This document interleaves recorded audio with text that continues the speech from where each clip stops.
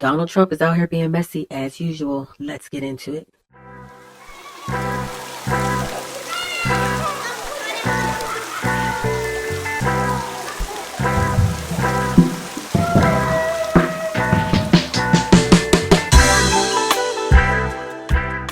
So, Rob Reiner, one of Hollywood's most influential directors and actors, has recently been unalived in a shocking attack that also claimed the life of his wife, Michelle Singer Reiner.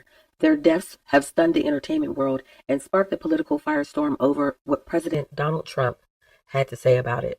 So, Rob Reiner's unaliving is major news on its own. Then Donald Trump had to come in and be messy. So, for those of you who don't know, Rob Reiner, he first became widely known as an actor playing Michael Meathead Stivic on the landmark sitcom All in the Family, a role that made him a household name in the 1970s. He then later reinvented himself as one of the most successful directors of the 1980s and the 1990s, with a run of films that are now considered modern classics, with his credits including This Is Spinal Tap, The Princess Bride, which is one of my all-time favorite movies, When Harry Met Sally, Misery, another one of my favorites, and A Few Good Men. And this is just like a drop in the bucket. The man was super talented, right?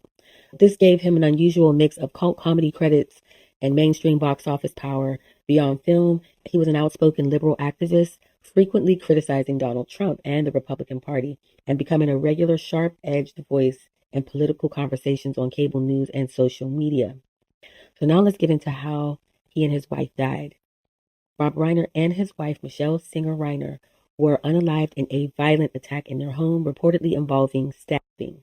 Details are still emerging, but authorities have said the couple were both found deceased after what appears to have been a targeted assault rather than an accident or medical emergency. Reports indicate that their son has been arrested in connection with the killing, though formal legal proceedings are ongoing and many specifics have not yet been fully disclosed.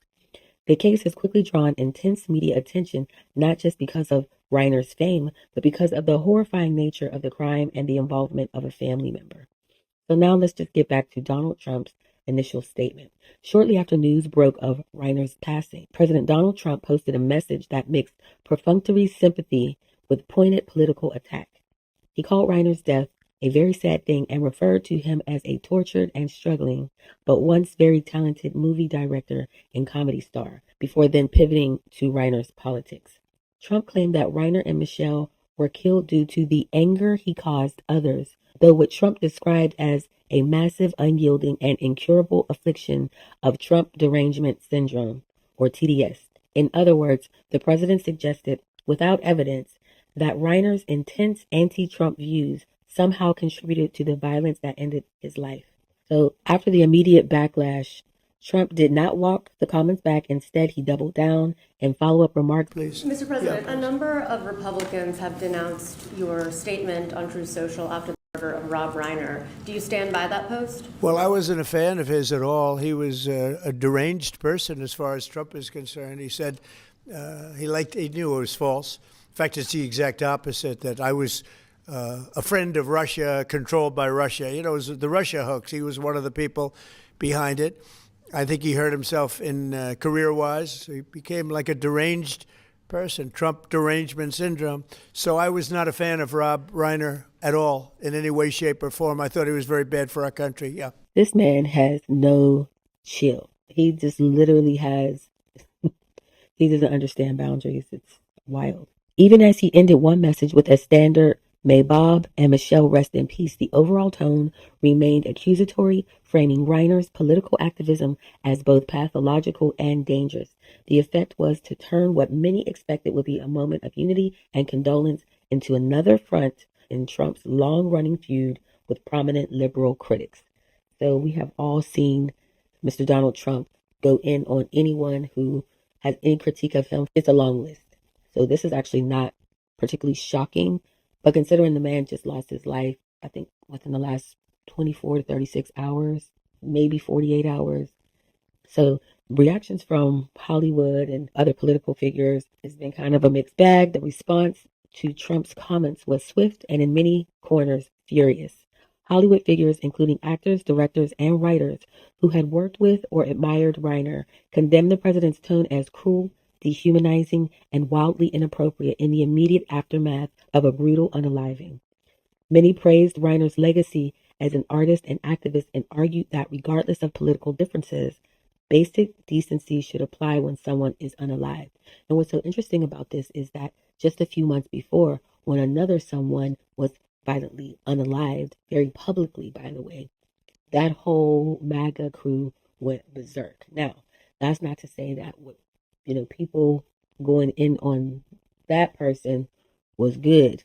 It's just so it's just a whole 360 to come out as the president to make a statement like that about someone simply because they critiqued following a seriously tragic incident.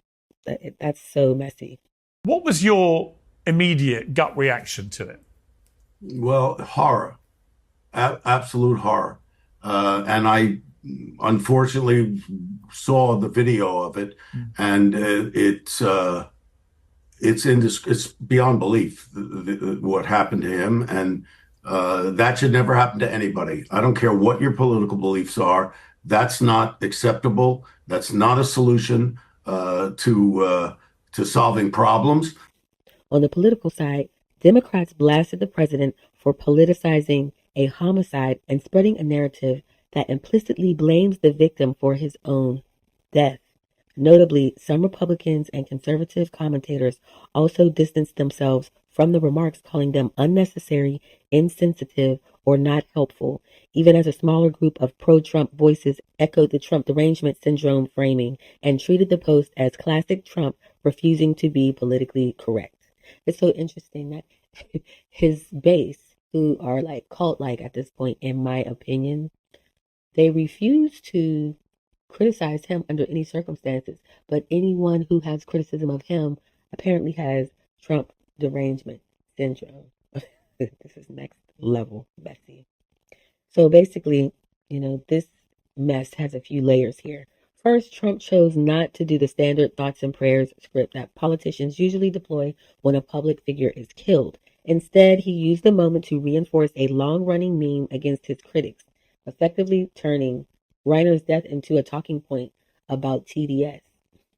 Secondly, the reaction shows how polarized the country remains. One side sees an accomplished director and outspoken critic unalived in his own home. The other side sees an opportunity to argue that obsessive hatred of Donald Trump consumes people, even in death. And thirdly, for Donald Trump's political brand, this fits a familiar pattern.